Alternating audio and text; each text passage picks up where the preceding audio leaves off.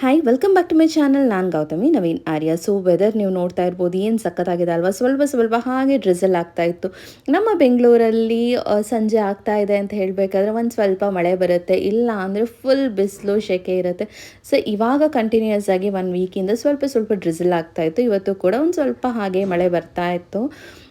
ನಮಗೂ ಒಂದು 3 ಡೇಸಿಂದ ಸ್ವಿಮ್ಮಿಂಗ್ ಹಾಕಿದ್ವಿ. ಹಾಕಾದ್ಮೇಲೆ ಯಾಕಾದರೂ ಸೇರಿಸ್ಬಿಟ್ವಪ್ಪ ಈ ಸ್ವಿಮ್ಮಿಂಗ್ ಕ್ಲಾಸ್ಗೆ ಅಂತ ಏನೋ ಒಂಥರ ಬೇಜಾರಾಯಿತು. ಬಿಕಾಸ್ ಸ್ಟೂಡೆಂಟ್ ಸ್ಟ್ರೆಂತ್ ಆಗಿತ್ತು. ಒಂದು 23 ಮೆಂಬರ್ಸ್ ಇದ್ದರು, ಒಬ್ಬ ಕೋಚ್ ಇರ್ತಾಯಿದ್ರು.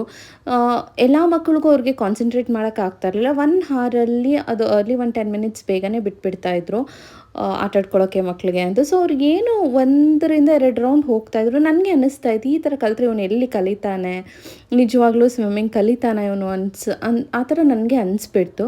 ಅದ್ರ ಜೊತೆಗೆ ಈ ಮಳೆ, ಹೋಗಿದ್ದೆ 3 ದಿನ ಕ್ಲಾಸ್, ಅದರಲ್ಲಿ 2 ದಿನ ಮಳೆ ಬಂದರೆ ಒಂದು ಸ್ವಲ್ಪ ಹಠ ಮಾಡ್ತಾನೆ. ಬಟ್ ಇವತ್ತು ಅಷ್ಟೇನು ಜೋರಾಗೇನು ಮಳೆ ಬರಲಿಲ್ಲ, ಹಾಗೆ ಸುಮ್ಮನೆ ಡ್ರಿಸಲ್ ಆಗ್ತಾಯಿತ್ತು. ಇವತ್ತೇನು ಮಾಡಿದ್ವಿ ಅಂತ ಹೇಳಿದ್ರೆ, ನಾವು ಸ್ವಲ್ಪ ಲೇಟಾಗಿ ಹೋದ್ವಿ. ಓಕೆ, 4:30 ಬ್ಯಾಚ್ ಬೇಡ, ಈವ್ನಿಂಗ್ ಬ್ಯಾಚ್ ಹೋಗೋಣ, 5:30ಗೆ ಹೋಗೋಣ ಅಂತ ನೋಡಿದ್ರೆ 4 to 5 ಮೆಂಬರ್ಸ್ ಮಕ್ಕಳಿದ್ದಾರೆ. ಚೆನ್ನಾಗಿ ಕಾನ್ಸಂಟ್ರೇಟ್ ಮಾಡಿ ಹೇಳ್ಕೊಡ್ತಾಯಿದ್ರು. ಸೊ ಅಂದ್ಕೊಂಡ್ವಿ ಇನ್ಮೇಲೆ ಆ 4:30 ಬ್ಯಾಚಿಗೆ ಹೋಗೋದೇ ಬೇಡ, ಇದಕ್ಕೆ ಬಂದುಬಿಡೋಣ ಕಂಟಿನ್ಯೂಯಸ್ ಆಗಿ ಅಂತ. ಬಟ್ ಒಂದು ಪ್ರಾಬ್ಲಮ್ ಏನಾಗ್ತಿತ್ತು ಅಂದರೆ, ನಮಗೆ ವಾಪಸ್ ಮನೆಗೆ ಹೋಗಲಿಕ್ಕೆ ಸ್ವಲ್ಪ ಲೇಟ್ ಆಗ್ತಾಯಿತ್ತು. ಅರೌಂಡ್ 7-7:30 ಆಗಿಬಿಡ್ತಾಯಿತ್ತು. ಇವನಿಗೂ ಚಳಿ ಎಲ್ಲ ಇರುತ್ತೆ ಅಂತ ಅನ್ನಿಸ್ತಾ ಇತ್ತು.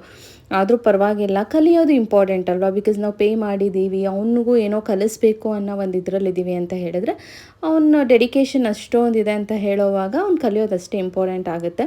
ಸೊ ಇವತ್ತು ಬಂದುಬಿಟ್ಟು ಮುಂಚೆ ಎಲ್ಲ ಬೇಬಿ ಪೂಲಲ್ಲಿ ಬಿಡ್ತಾಯಿದ್ರು, ಸ್ವಲ್ಪ ಅಲ್ಲೇ ಪ್ರಾಕ್ಟೀಸ್ ಮಾಡ್ತಾಯಿದ್ರು.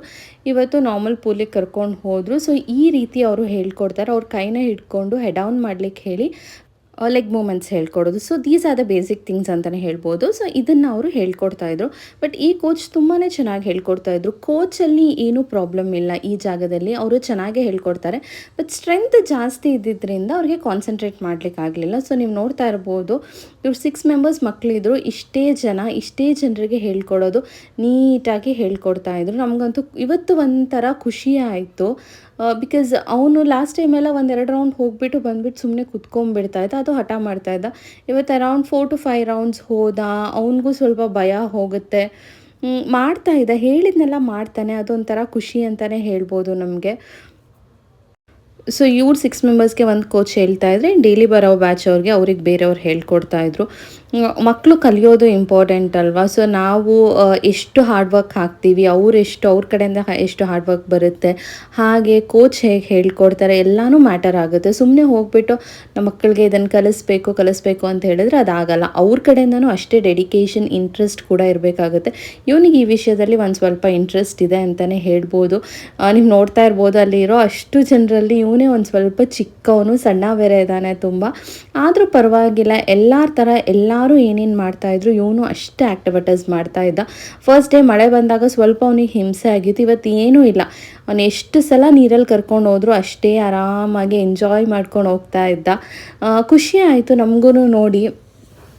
ಬಿಕಾಸ್ ತುಂಬ ಮಕ್ಕಳಿದ್ದಾಗ ಅವ್ರಿಗೂ ಹಿಂಸೆ ಆಗುತ್ತೆ. ಒಂದು ಮಗು ಅಳೋದಕ್ಕೆ ಸ್ಟಾರ್ಟ್ ಮಾಡ್ತು, ಒಂದು ಮಗು ಮಾಡಲ್ಲ ಅಂತ ಹೇಳಿದ್ರೆ ಅದನ್ನೇ ನೋಡಿಕೊಂಡು ಇವ್ರೂ ಅದನ್ನೇ ಸ್ಟಾರ್ಟ್ ಮಾಡ್ತಾರೆ. ಬಿಕಾಸ್ ಇವ್ರು ಇನ್ನೂ ಚಿಕ್ಕವ್ರಲ್ವ, ಬೇರೆಯವ್ರು ಏನು ನೋಡ್ತಾರೆ, ಏನು ಮಾಡ್ತಾರೆ ಅದರಿಂದನೇ ಜಾಸ್ತಿ ಕಲಿತಾರೆ.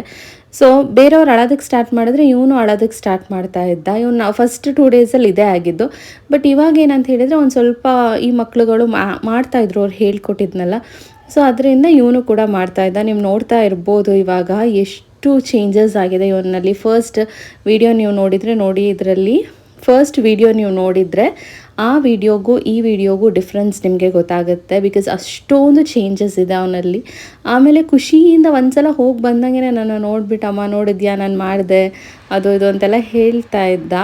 ಸೊ ಅವನು ಈ ಸ್ವಿಮ್ಮಿಂಗಲ್ಲಿ ಒಂದು ಕಂಫರ್ಟೇಬಲ್ ಝೋನ್ಗೆ ಬಂದಿದ್ದಾನೆ ಅಂತ ಹೇಳ್ಬೋದು. ಮಕ್ಕಳಾಗಿದ್ದರೆ ಏನಂತ ಹೇಳಿದ್ರೆ, ನಾವೇನಾದರೂ ಅವ್ರಿಗೆ ಕಲಿಸ್ಬೇಕು ಮಾಡಬೇಕು ಅಂತ ಇದ್ದರೆ ಎಲ್ಲನೂ ಚಿಕ್ಕ ವಯಸ್ಸಲ್ಲೇ ಕಲಿಸ್ಬೇಕು. ಬಿಕಾಸ್ ಆ ಏಜಲ್ಲಿ ಕಲಿಯೋ ಒಂದು ಖುಷಿ ಜೋಶ್ ಇರುತ್ತೆ. ಸ್ವಲ್ಪ ದೊಡ್ಡವರಾದಮೇಲೆ ಅದು ಇರಲ್ಲ ಅಂತಲೇ ಹೇಳ್ಬೋದು. ಇವಾಗ ನಮಗೇನೆ ಹೋಗ್ಬಿಟ್ಟು ಸ್ವಿಮ್ಮಿಂಗ್ ಕಲೀರಿ ಅಂದರೆ ಇಷ್ಟ ಇದ್ದರೂ ಕೂಡ ಕೆಲವೊಮ್ಮೆ ಮಾಡೋದಕ್ಕಾಗಲ್ಲ. ಟೈಮ್ ಕನ್ಸ್ಟ್ರೇಂಟ್ ಆಗಿರ್ಬೋದು ಅಥವಾ ಮತ್ತೊಂದು ಇನ್ನೊಂದು ರೀಸನ್ಸ್ ಆಗಿರ್ಬೋದು, ಏನಾದರೂ ಒಂದು ಇದ್ದೇ ಇರುತ್ತೆ ಅಲ್ವಾ. ಸೊ ನಮಗೆ ನಾವು ಚಿಕ್ಕ ಮಕ್ಕಳಿಗೆ ಏನೇನು ಚಿಕ್ಕದ್ರಲ್ಲಿ ಕಲಿಸ್ಬೇಕೋ ಅದನ್ನೆಲ್ಲ ಮಾಡಿಸ್ಬಿಡ್ಬೇಕು. ಹಾಗೆ ಅವ್ರಿಗೆ ಇಂಟ್ರೆಸ್ಟ್ ಇದೆಯಾ ಇಲ್ವಾ ಅನ್ನೋದನ್ನ ಕೂಡ ತಿಳ್ಕೊಬೇಕು. ಬಿಕಾಸ್ ಇವಾಗ ಹೇಳ್ತಾ ಇದ್ದಾನೆ ನನಗೆ ಕರಾಟೆ ಕಲಿಬೇಕು ಅಂತ, ದಟ್ ಮೀನ್ಸ್ ಅವ್ನಿಗೆ ಆ ಏರಿಯಾದಲ್ಲಿ ಇಂಟ್ರೆಸ್ಟ್ ಇದೆ ಅಂತ ಹೇಳಿಬಿಟ್ಟು ನಾವು ಇನ್ನೂ ಚಿಕ್ಕ ಹುಡುಗ ಬೇಡ ಅಂತ ಹೇಳಿಬಿಟ್ಟು ನಾವೇ ಅವನ್ನ ಕಂಟ್ರೋಲ್ ಮಾಡ್ತಾ ಇದ್ದೀವಿ. ಸೊ ಕೆಲವೊಂದು ಇಂಟ್ರೆಸ್ಟ್ ಅವ್ರಿಗೆ ಬರುತ್ತೆ, ಅದನ್ನು ಐಡೆಂಟಿಫೈ ಮಾಡಿ ನಾವು ಕಲಿಸ್ತಾ ಹೋಗಬೇಕು. ಸುಮ್ಮನೆ ಕೆಲವೊಬ್ಬರು ಮಕ್ಕಳನ್ನ ಏನಂತ ಹೇಳಿದ್ರೆ ಅವ್ರಿಗೆ ಇಷ್ಟನೇ ಇರಲ್ಲ, ಆದರೂ ಕರ್ಕೊಬಂದ್ಬಿಟ್ಟು ಮಾಡು ಅಂತ ಹೇಳ್ತಾರೆ. ಅದೊಂಥರ ಫೋರ್ಸ್ ಮಾಡ್ದಂಗೆ. ಫಸ್ಟ್ ಮೇನ್ ಸ್ವಿಮ್ಮಿಂಗಲ್ಲಿ ಬಂದುಬಿಟ್ಟು ಬ್ರೀತ್ ಕಂಟ್ರೋಲ್ ಇವನಿಗೆ ಒಂದು ಸ್ವಲ್ಪ ಚೆನ್ನಾಗಿದೆ ಅಂತಲೇ ಹೇಳ್ಬೋದು.